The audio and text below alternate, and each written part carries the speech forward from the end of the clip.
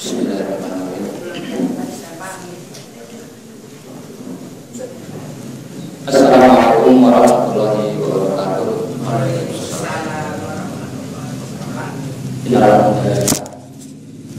Nahmaduhu wa nasta'inuhu wa nastaghfiruh. Wa na'udzu billahi min syururi anfusina wa sayyiati a'malina. May yahdihillahu fala mudilla lahu.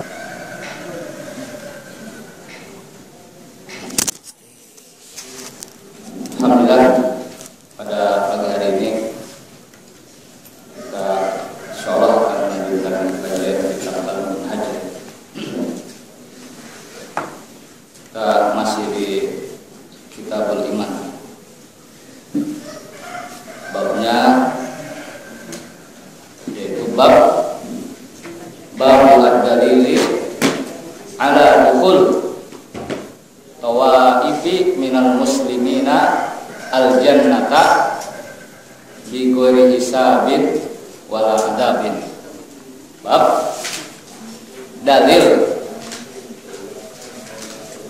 atas masuknya beberapa kelompok dari umat Islam ke surga tidak dihisab dan tidak diadab. Mau ya seperti itu. Jadi masuk surga tidak ada tanya-tanya, tidak ada pengadilan, tidak ada juga adab dari Allah ya. Jadi langsung masuk surga. Nah, hadis ini di bab ini oleh Imam Muslim ya. Ada banyak hadis ya yang menjelaskan tentang dalil bahwa nanti mudah-mudahan termasuk kita di dalamnya ya. Beberapa umat Islam itu akan masuk surga ya, itu tanpa hisab. Hisab itu pengadilan ya. Nggak ditanya lagi nih. Tanpa adab juga.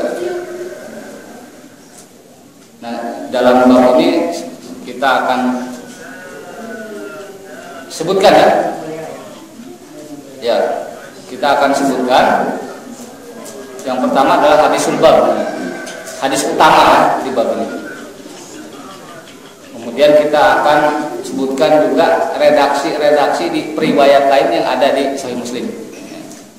Yang semakin memperjelas ya, tentang hadis yang pertama atau hadis sulbab yang disebutkan oleh Muslim ini. Pertama hadis sulbab atau hadis pertama di bab ini adalah hadis yang diriwayatkan dari Abu Hurairah, anna Rasulullah sallallahu alaihi wasallam, bahwa Rasulullah sallallahu alaihi wasallam qala, mengatakan atau bersabda,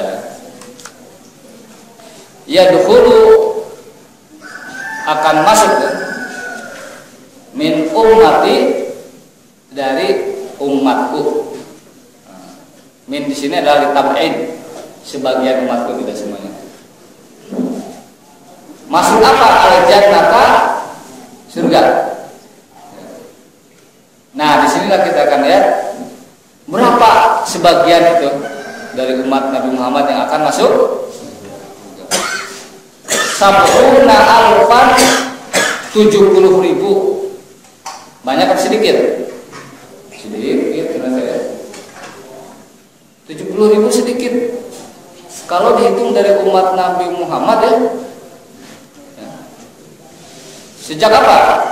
Sejak Islam datang sampai nanti hari kiamat. Yang ikut haji wada dengan Rasulullah saja ya, itu lebih dari 70.000 Pak. Dalam sirah dikatakan sekitar 124.480. Ada yang mengatakan 120.000 kurang dari 180 ya, yang ada di Hajjatul Wada. Apalagi sekarang jumlah umat Islam itu 1,5 miliar kurang lebih lah.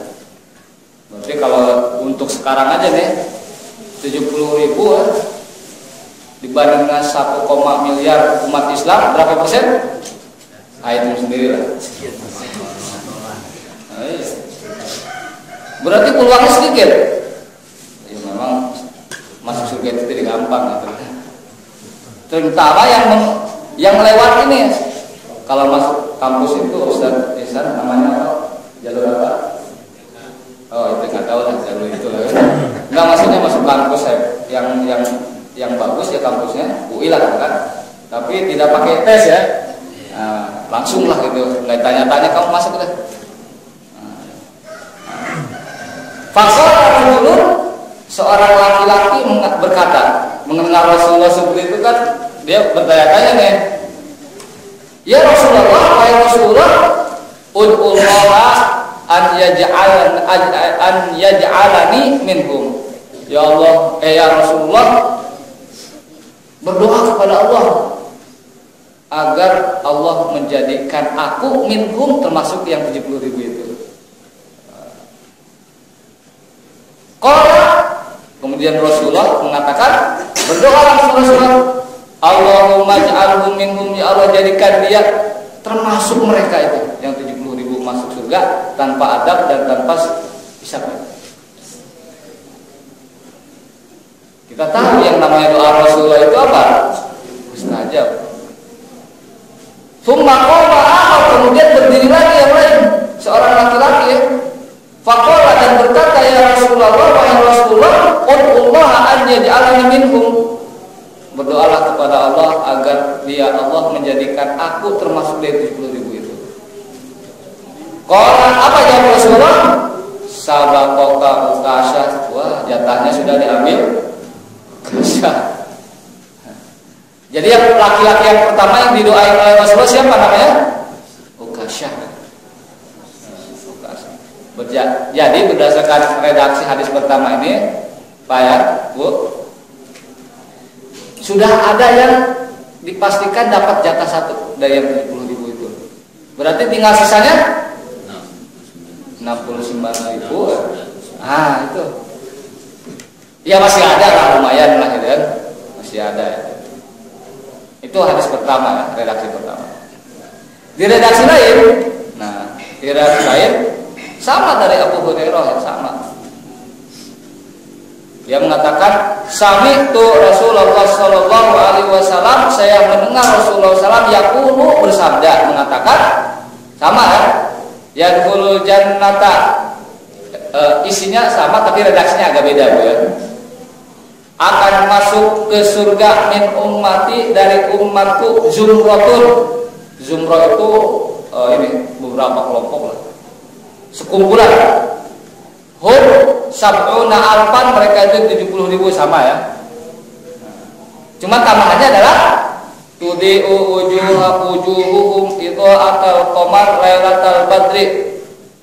Mereka itu ya, muka-muka mereka yang 70.000 itu akan bercahaya ya. Sebagaimana cahaya apa? Idha'atal qamar, cahayanya bulan.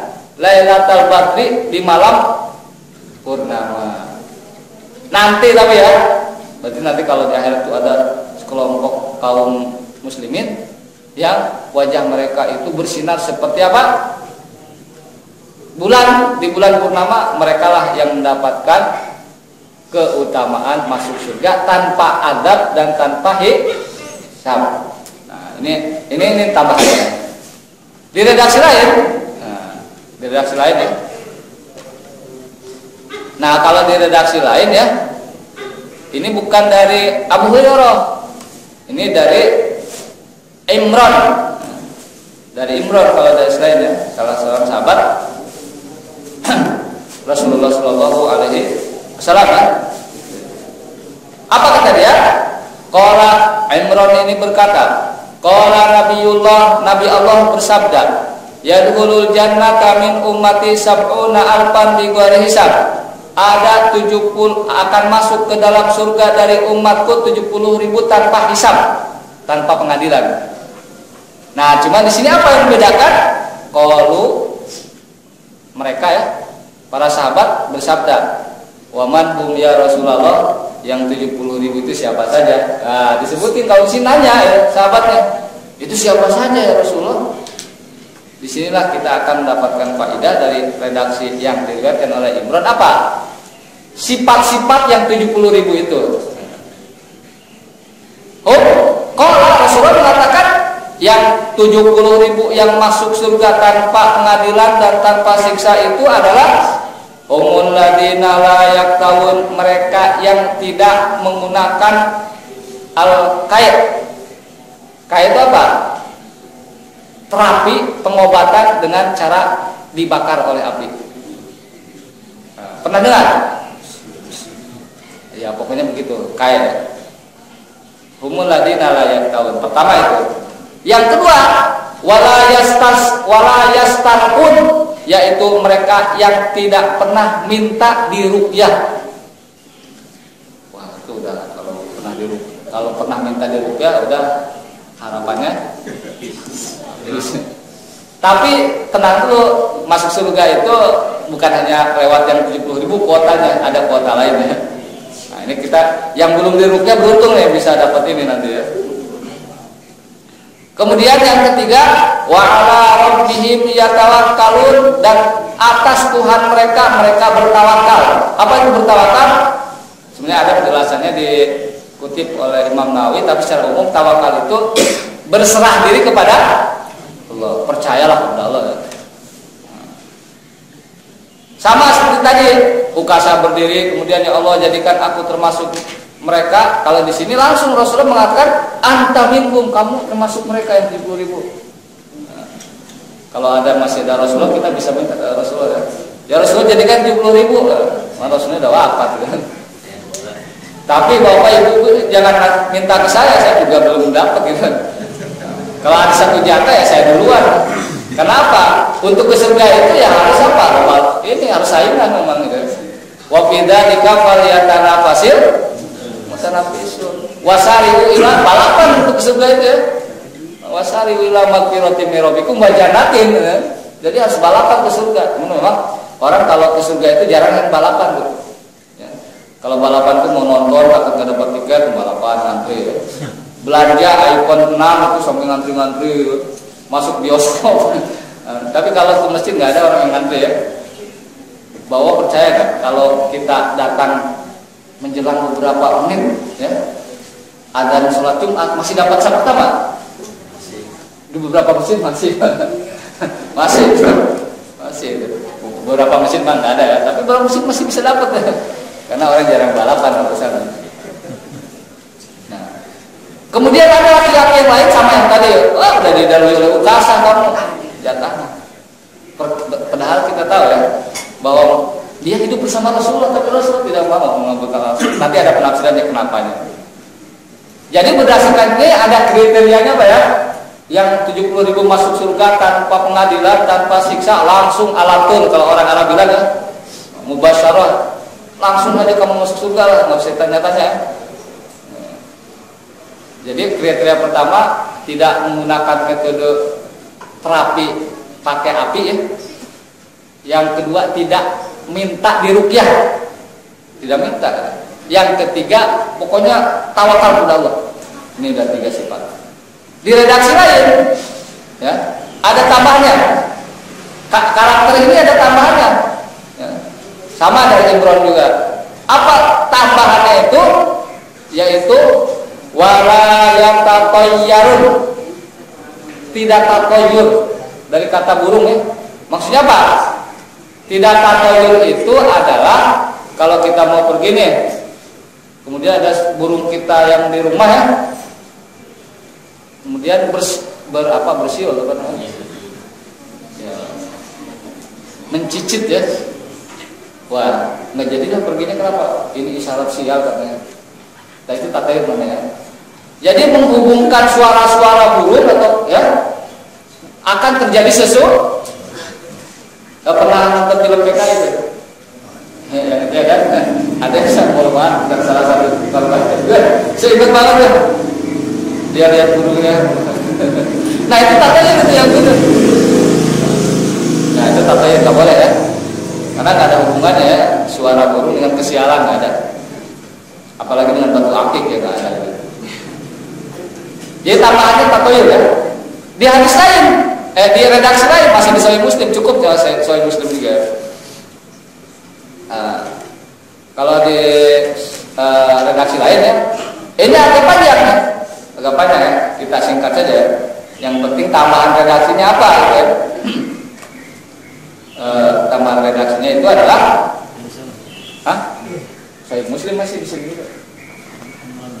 Oh, Imran entar di sini di hadis lain ceritanya dari kita ringkas dulu. Enggak.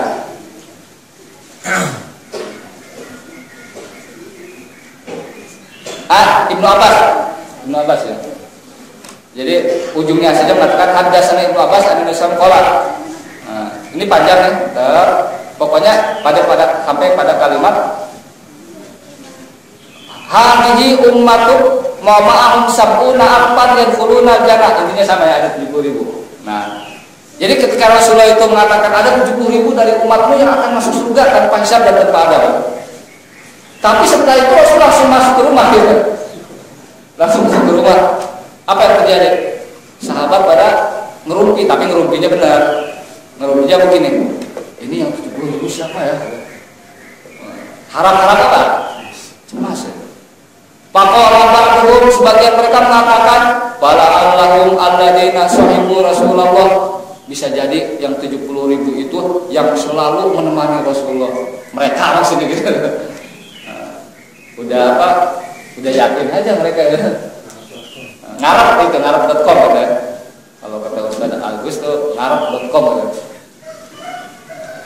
Waqala ba'dhum, sebagian mereka mengatakan fala allahum alladzina wulidu fil Islam wa lam yusyriku billah. Wah, mungkin mereka itu yang dilahirkan dalam keadaan Islam dan tidak pernah menyekutukan Allah.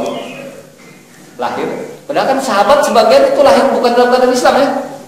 Iya. Kita dalam keadaan Islam alhamdulillah ya. Wa lam yusyriku billah, tapi tidak pernah menyekutukan apa? Tidak pernah mensejajarkan Allah dalam hal ibadah ya. Dalam hal rububiyah, dalam hal yang lainnya, yang harusnya itu adalah hak Tuhan ya Allah. Pokoknya wajarlah asyaf, mereka diskusi nih, siapa ya yang 70.000 itu siapa nih? Gara-garanya Rasulullah masuk langsung ke mana? Ke rumah. Jadi habis tahu siapa nih? Ada 70.000 nih masuk surga. Ada 70.000 masuk surga tanpa adab, tanpa hisab, langsung langsung berdiri, langsung masuk rumah. Tidak ada sesi apa? Sesi apa? Nggak tahu Rasulullah kok buru-buru ke rumah mau ngapain ya. Yang jelas ini buat apa? Penasaran para sahabat. Aduh, ngapain 70.000 ini masuk surga tanpa adab, tanpa hisab, tanpa adab, siapa? Pahalanya oleh Rasulullah, tidak lama kemudian Rasulullah dan keluar rumah, masuk ke majlis itu lagi. Faqala malladzi takhuduna fi, terjemahan bebasnya ya. Kalian sedang ngobrolin apa sih? Sibuk banget. Malladzi takhuduna fi, kalian sedang dalam tanda kutip merumpi apa sih ya? Ini kalian ngapain? Fa akhbaru, para sahabat pun memberitahu tentang yang tadi gitu. Lagi diskusi. Tadi kan engkau ya Rasulullah mengatakan ada 70.000 orang dari umat Muhammad yang akan masuk surga tanpa hisab dan tanpa adab. Kita bingung siapa itu kan? Kita nafsirin masing-masing aja gitu.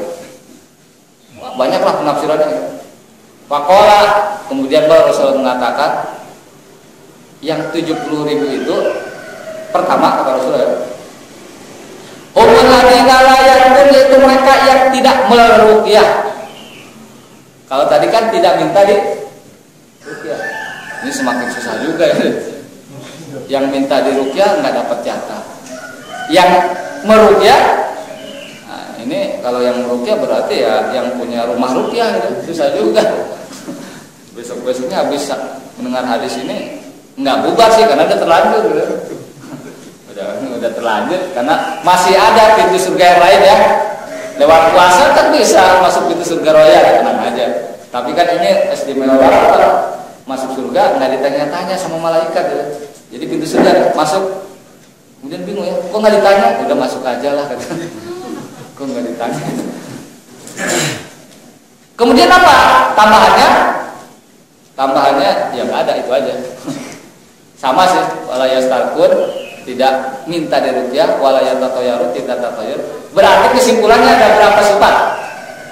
Ya, kalau kita lihat dari redaksi hadis pertama ya.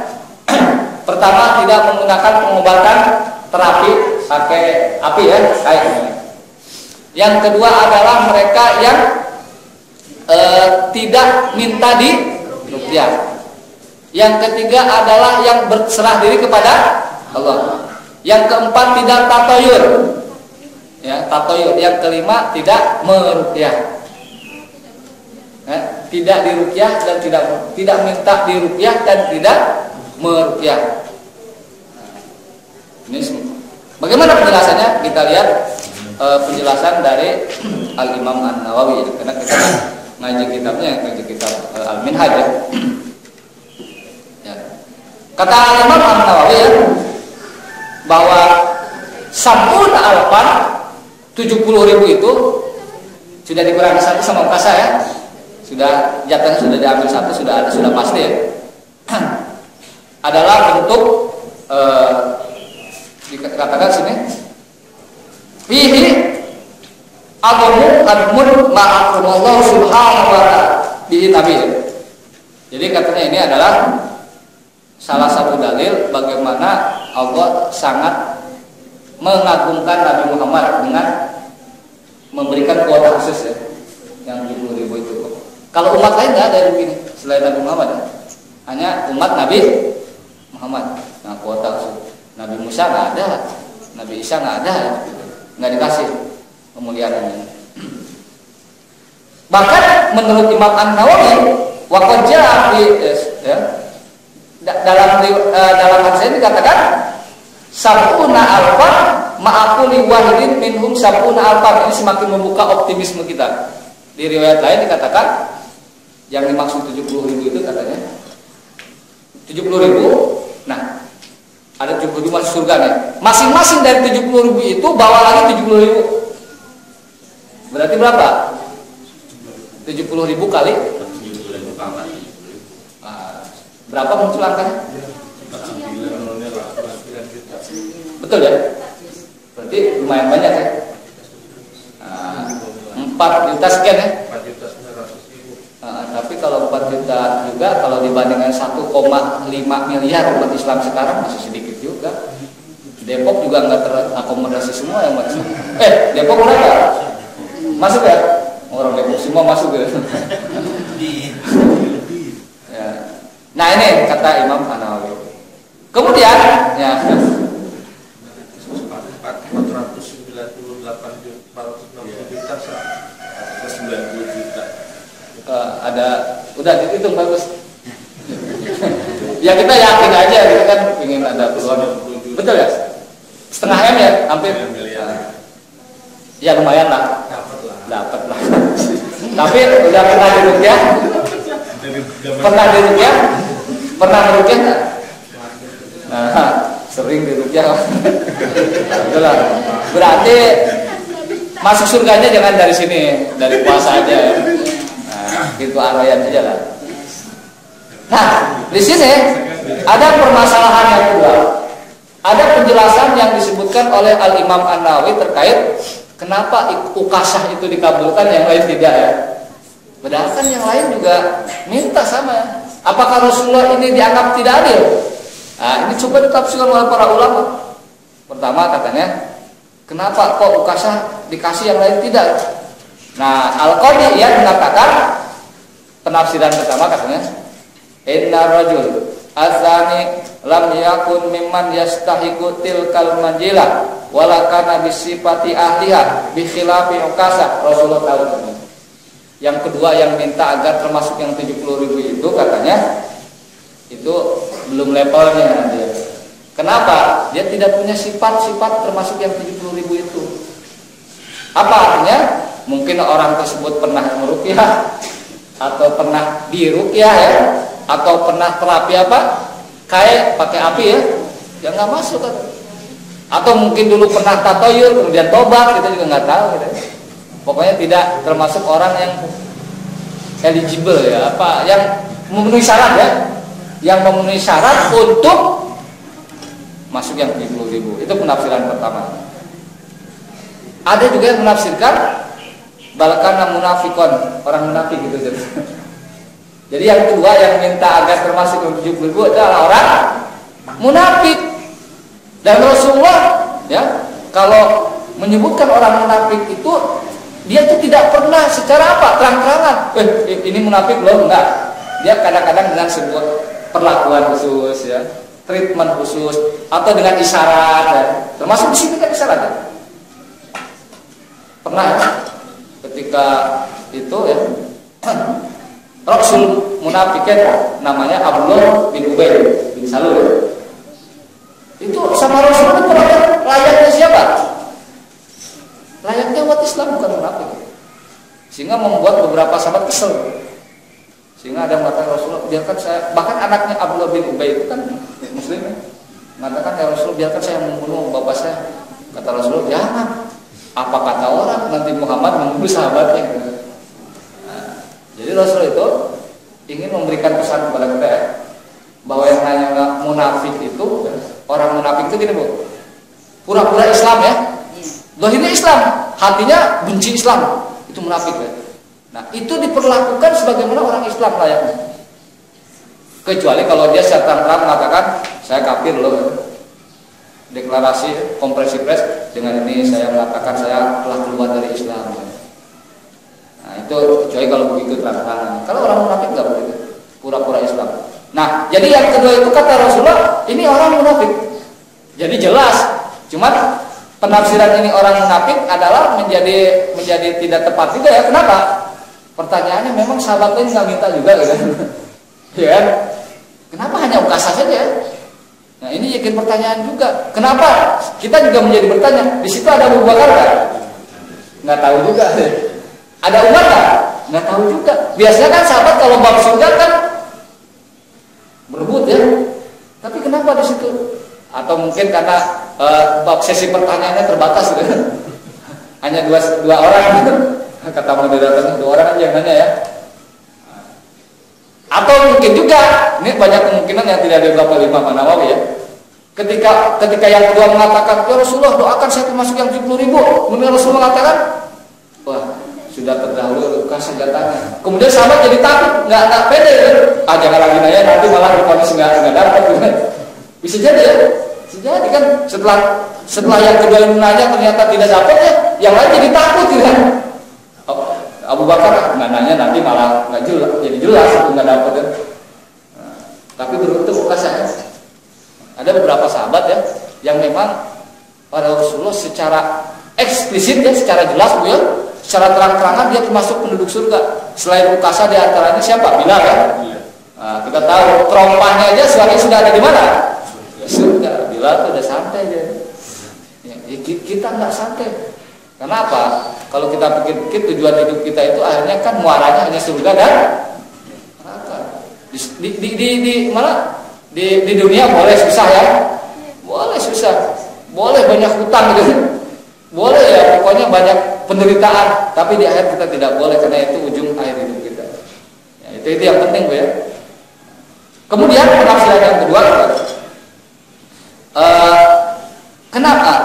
Saya kasih penjelasan lagi di sini ya. Kenapa Rasulullah di sini katakan yang kedua ini yang nanya disebut munafik? Kenapa Rasulullah tidak apa?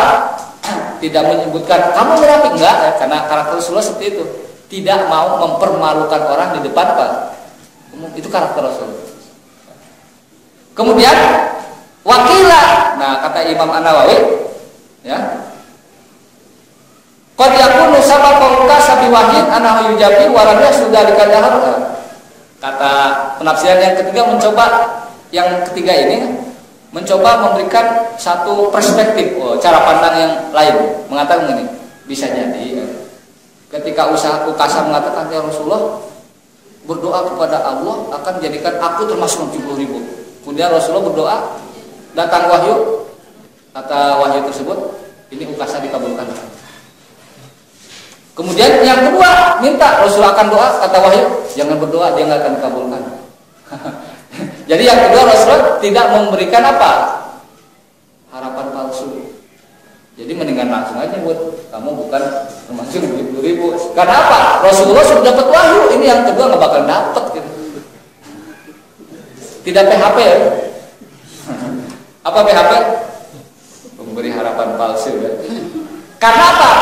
Penafsiran yang kedua ini dikuatkan di riwayat lain, bukan di Sahih Muslim ya, dikatakan ini menurut Al-Khatib Al-Baghdadi, dikutip oleh Al-Imam An-Nawawi, bahwa yang kedua yang nanya kemudian tidak dikabulkan oleh Rasulullah untuk diikutkan atau dimasukkan ke dalam 70.000 itu adalah namanya, ada penjelasannya di Al-Khatib Al-Baghdadi mengatakan itu namanya adalah Sa'ad bin Ubadah. Berarti bukan orang munafik gitu, sahabat ya.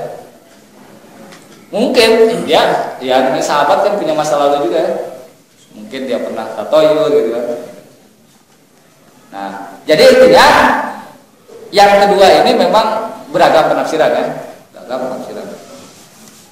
Kemudian yang menjadi pertanyaan kita ya, ternyata di beberapa karakter yang akan masuk surga 70.000 itu adalah sebagian adalah hal yang dibolehkan dalam Islam, ya kan? Seperti meruqyah dan kan ini dijadikan pertanyaan ya, kenapa? Nah di sini makanya dikatakan para ulama fi makna hadzal hadis, para ulama berbeda pendapat makna hadzal hadis ini, makna hadis ini dalam hal apa? Siapa-siapa saja, karakter-karakter apa saja yang menyebabkan dia termasuk 70.000 ya. Dan disebutkan tadi mereka yang tidak menggunakan kain terapi, mereka yang tidak pernah minta diruqyah dan tidak meruqyah ya. Dan wa ala rabbihim yatawakkalun. Kalau tatoyur pasti musyrik itu udah pasti lah gitu ya. Dan terhadap Tuhan mereka itu bertawakal. Kenapa? Penafsirannya apa? Nah, berdasarkan hadis ini, ihdaka ba'dun nas bi hadzal hadis ala anna tadawa makruhun. Sebagian orang ya berhujah, berdalil ya dengan hadis ini bahwa berobat itu hukumnya makruh ya. Karena kan kayak terapi berobat ya. Ruqyah juga berobat. Kenapa? Menghilangkan peluang 70. Ini katanya berdasarkan hadis ini, kata Imam Nawawi. Sebagian orang berdalil ini berobatnya makruh. Apalagi kalau berobatnya mahal, nggak punya duit, lebih makruh lagi. Mau berobat berapa biayanya? 700 juta, wah makruh itu. Nggak ditanggung apa lagi? BPJS gitu, makin pusing lagi. BPJS. Nah, tetapi pemahaman bahwa berobat itu makruh itu bertentangan dengan pendapat mayoritas ulama. Kenapa? Karena di berbagai hadis Rasulullah SAW banyak sekali hadis-hadis Rasulullah yang menyebutkan bahwa Rasulullah SAW ya, menganjurkan untuk berobat, ya. Juga menunjukkan beberapa manfaat dari tumbuh-tumbuhan ya, untuk dijadikan obat. Seperti apa? Habatus sauda, ya kan? Seperti basol, madu, basol itu bawang ya, bawang putih ya, itu kan disebutkan oleh Rasulullah. Kemudian juga Rasulullah sendiri bahkan berobat, pernah berobat.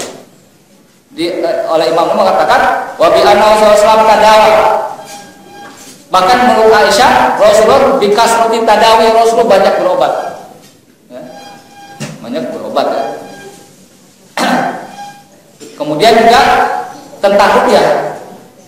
Ya, pengobatan ruqyah ya. Banyak beberapa hadis, bahkan beberapa sahabat ya, itu aqalu ala ruqyah ajron. Habis meruqyah orang dapat imbalan. Bahkan ada sebuah hadis ya. Jadi di sebuah perkampungan ada yang tersengat tawon lah, binatang ini yang menyengat. Kemudian dia itu nyari, apakah di sini ada yang sahabat Rasulullah, sahabat dalam pengertian bahwa dia adalah yang selalu menemani Rasulullah kemana-mana. Wah padan. Ini dia pergi. Kenapa? Ini tersengat. Terus minta diruqyah pakai baca-bacaan Al-Quran. Setelah sembuh, pulangnya bawa 2 ekor kambing. Mahal ongkosnya. Jadi 1 kali ruqyah ongkosnya 2 ekor kambing gitu. Dulu ya. Tapi yang meruqyahnya sahabat gitu. Ya. Berarti 1 kali ruqyah itu 1 kambing aja 1,5 juta, 3 juta ongkosnya. Nah, dapat. Itu artinya dalil bahwa profesi meruqyah boleh. Boleh. Nah, terus bagaimana menafsirkan hadis tadi Ibu ya? Menafsirkan hadis bahwa kalau orang yang 70.000 itu ya adalah orang yang tidak pernah kaya terapi dengan api, yang kedua tidak pernah meruqyah, minta diruqyah, yang ketiga tidak pernah diruqyah. Bagaimana ya? Itu katanya hadis itu wa tabata ala amru ma'ruf hadis ala qaumin, itu harus ditafsirkan artinya apa? Bahwa bukan berarti katanya orang yang terapi dengan apa? Dengan api, bukan berarti pula orang yang meruqyah atau yang minta diruqyah itu hilang peluangnya termasuk yang 70.000, bukan. Tetapi apa?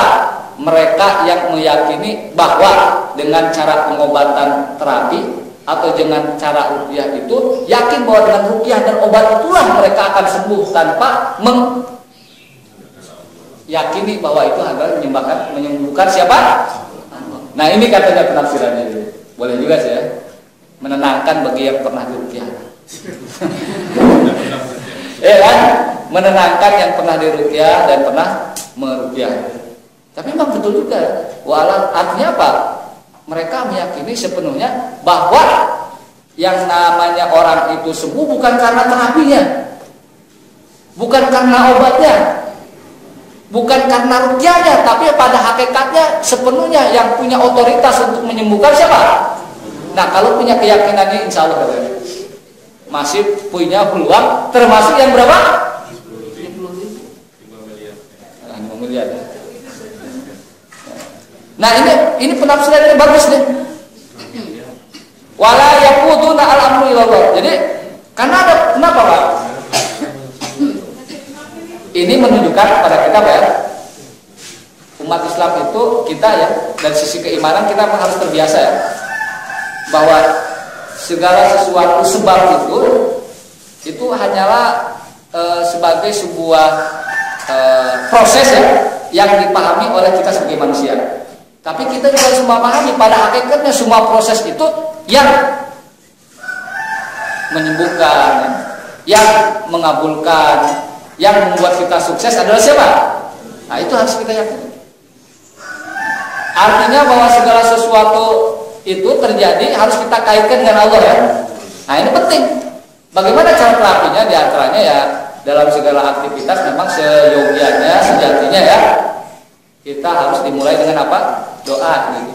Kita selalu menyandarkan itu kepada siapa? Kepada Allah. Ini penting. Keluar rumah bismillahirrahmanirrahim. Allah wala haula wala quwwata illa billah. Allahumma inni a'udzubika min azilla wa uzza wa adilla wa udul, dan seterusnya panjang. Keluar rumah sehingga ketika keluar rumah kemudian masuk ke rumah itu dapat duit banyak, untung kita keluar rumah nih katanya. Padahal itu karena pada hakikatnya setelah dia karena kekuatannya dari siapa? Nah, itu penting. Nah, ini penafsiran bagus menurut saya.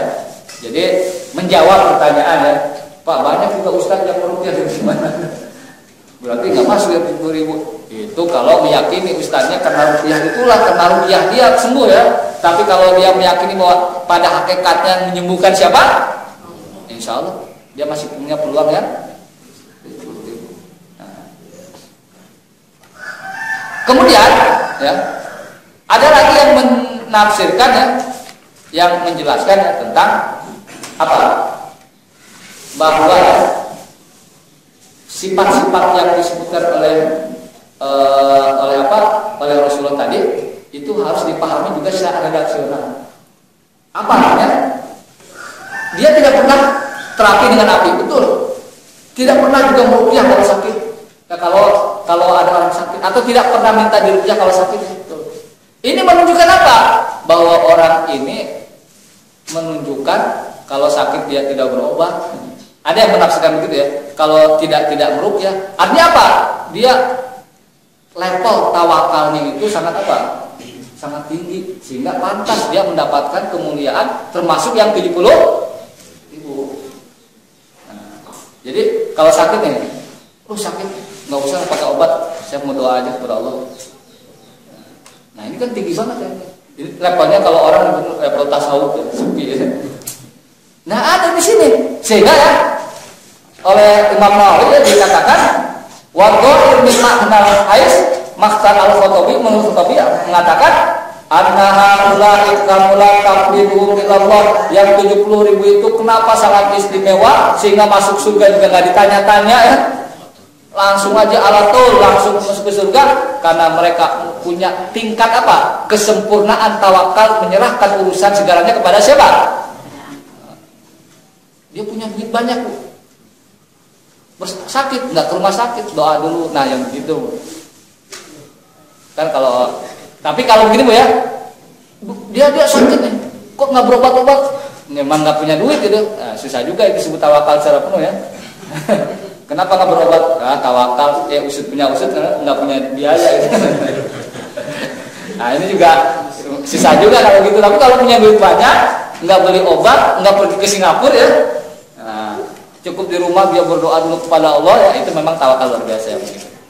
Nah, tapi nah itu jadi ya. Sehingga disinilah kemudian memaknai tawakal ini kemudian menjadi beda-beda Pak ya. Nah, memaknai tawakal ini ya.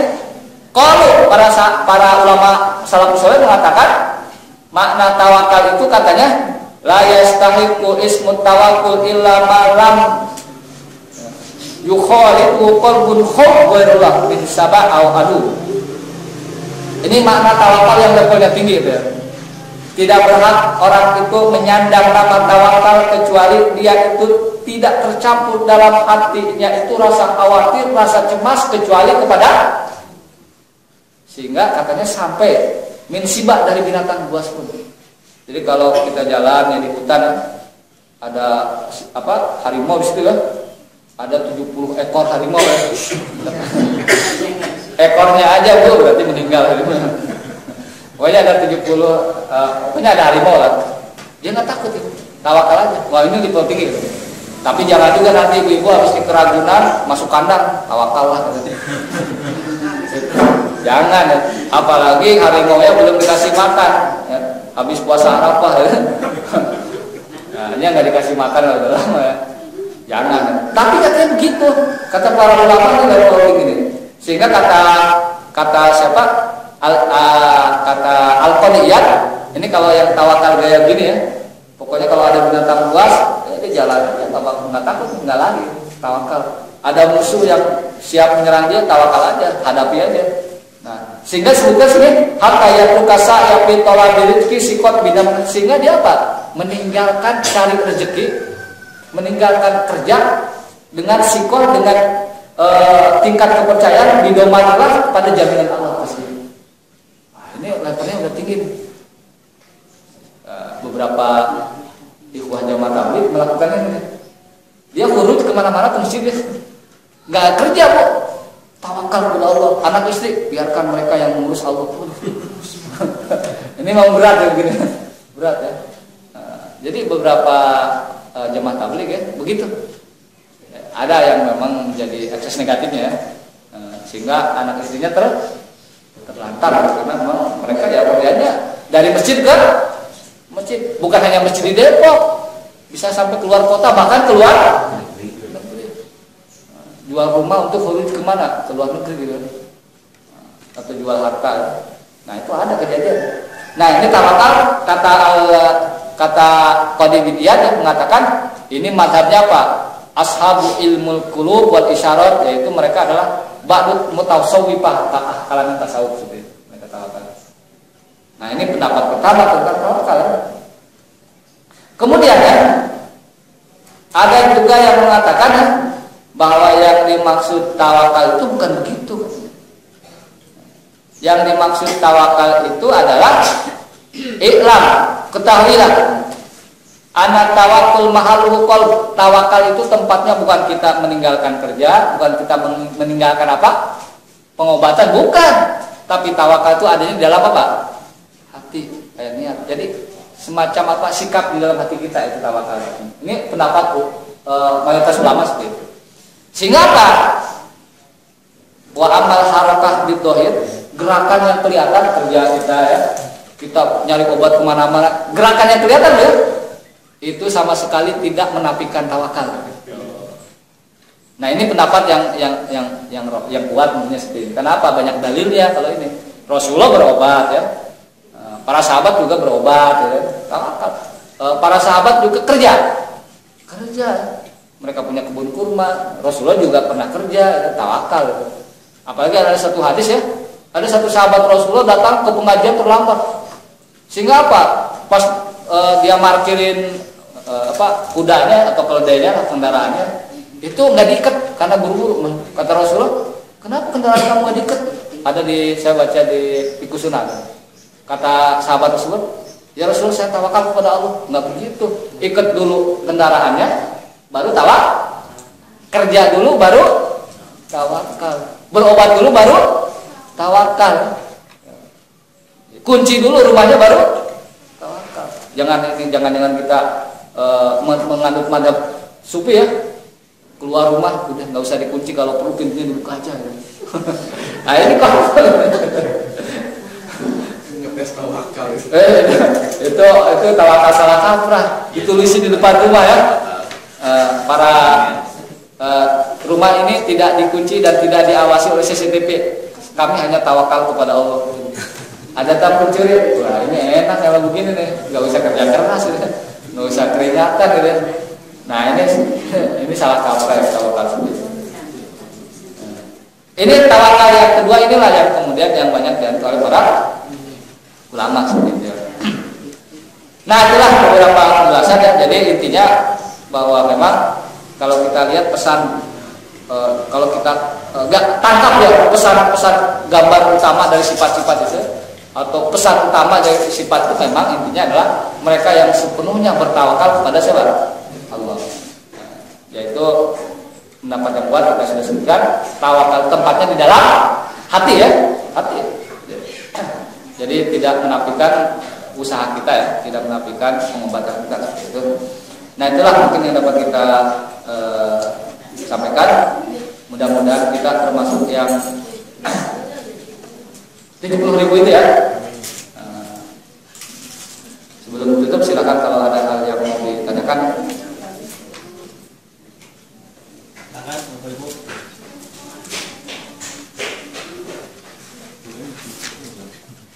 Udah jelas nih ya. Oh saya tambahkan ya. Kenapa di situ disebutkan kait terapi api ya? Bahwa dalam berbagai literatur hadis Rasulullah menunjukkan Rasulullah tidak pernah menggunakan terapi api. Tidak pernah. Tidak pernah menggunakan terapi dan tidak pernah menerapi orang dengan cara terapi api. Jadi makanya sebut yang tahu di sini ya. Karena memang Rasul tidak pernah. Nah, saya tidak tahu secara medis sekarang ya, terapi kait ini apakah ada pembenarannya secara ilmiah atau tidak ya? Bermanfaat atau tidak kalau skillnya kayu itu seperti apa? Saya juga nggak tahu.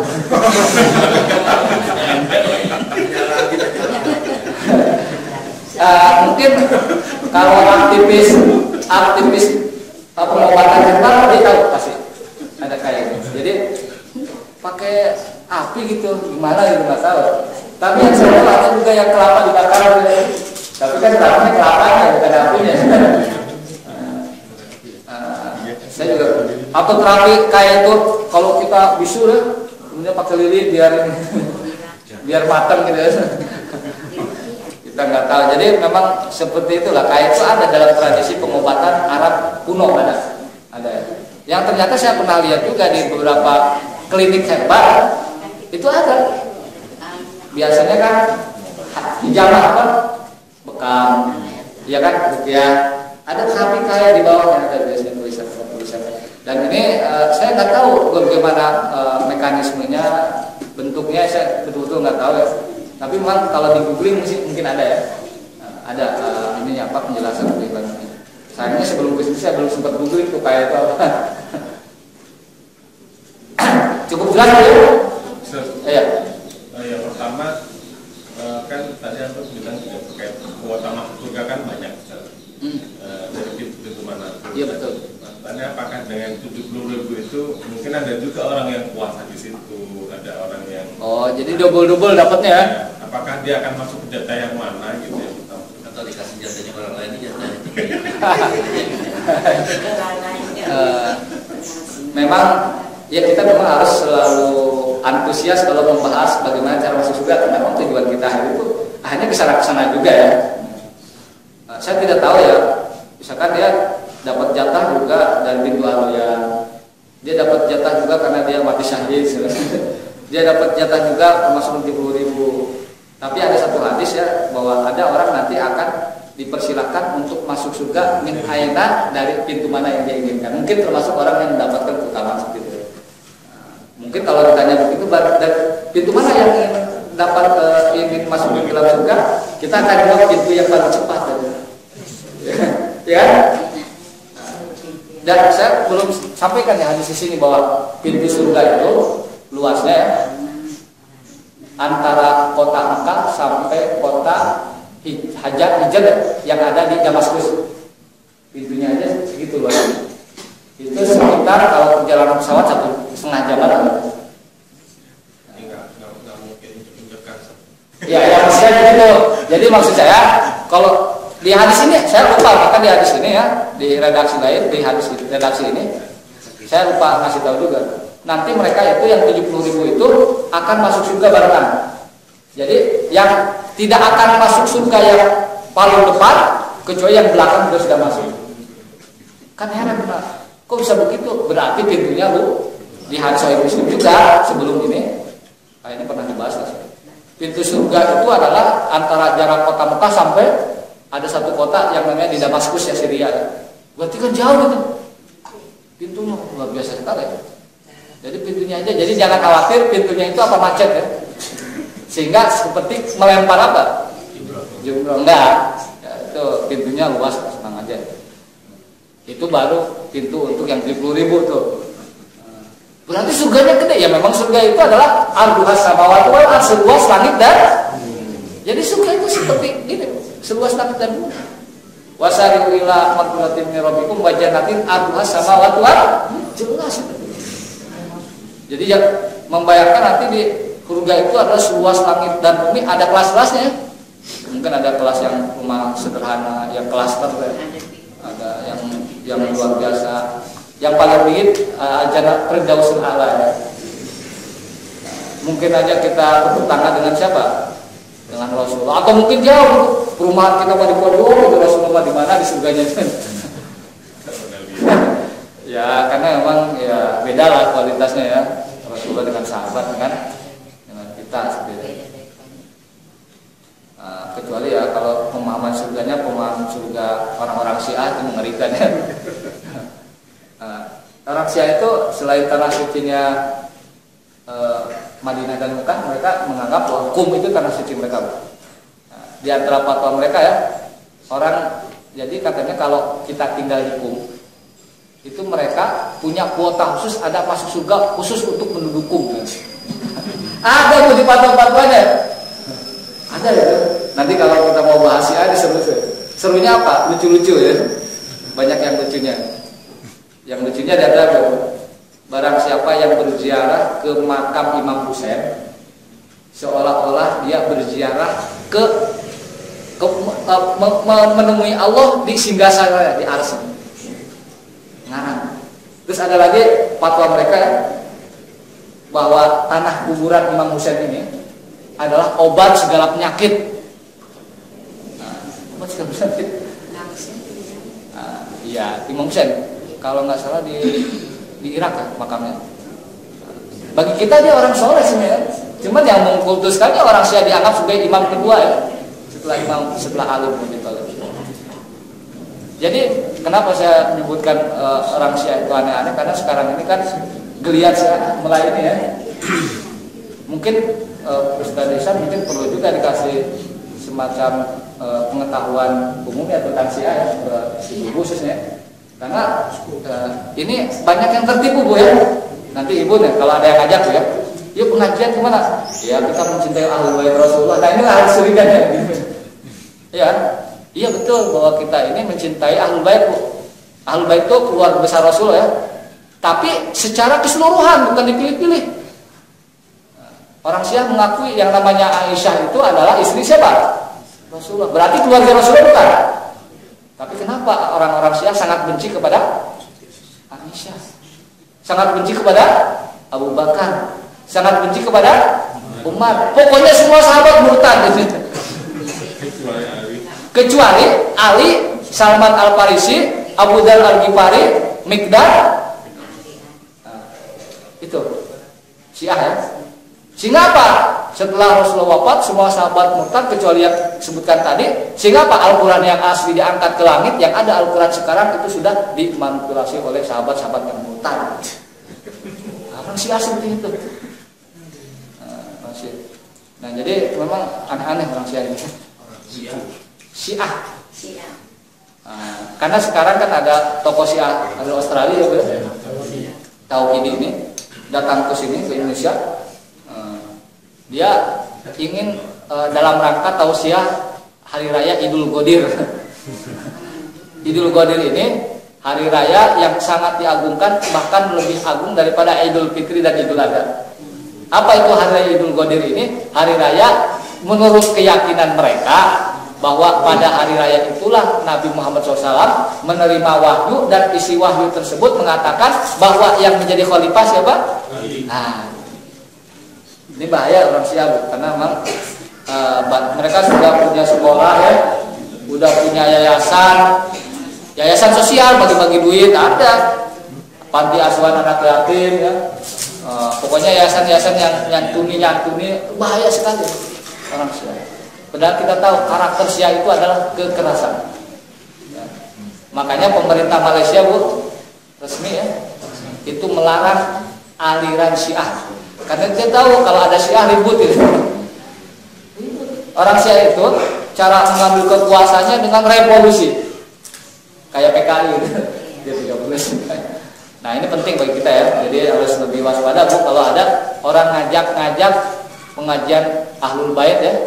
Ahlul Bait bukan kita tidak cinta kepada Rasulullah, itu pasti Syiah. Karena Ahlul Bait versi mereka adalah Ahlul Bait yang ada ras Persianya. Makanya kita kan jadi heran, kenapa kok orang Syiah sangat mengagungkan Husain ketimbang siapa kakaknya?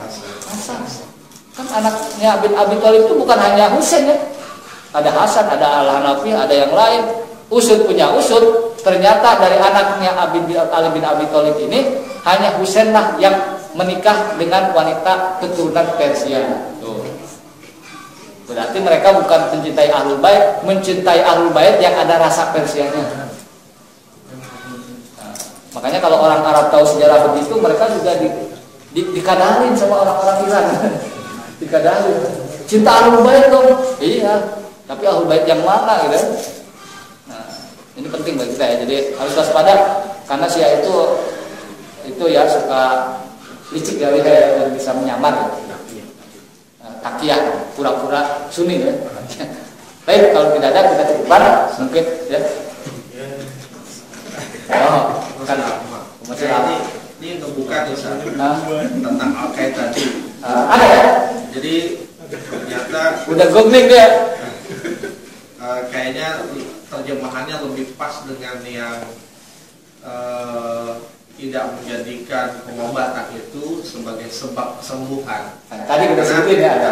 Karena di sini dibilang bahwa di dalam kitab Fathul Barinya Ibnu Hajar di Sahih Bukhari bahkan dikatakan Rasulullah sendiri dengan sahabat pernah melakukan pengobatan dengan kain. Tapi di penjelasan Imam Nawawi mengatakan begini. Ya, karena penting ya biar mengkonfirmasi antara pendapat Ibnu Hajar dan Imam Nawawi, dua hadis yang terkenal. Yang satu pensarah Bukhari, yang satu pensarah Imam Muslim ya dikatakan sini. Sebentar.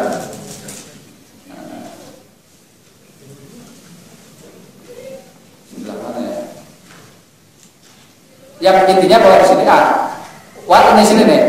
Anahu sallallahu tatou bapak binafsi wa bapak ghairuhu. Rasulullah itu mengobati dirinya sendiri dan mengobati selain dirinya orang lainnya. Kemudian mengatakan walam yaktali wa tawa, beliau tidak pernah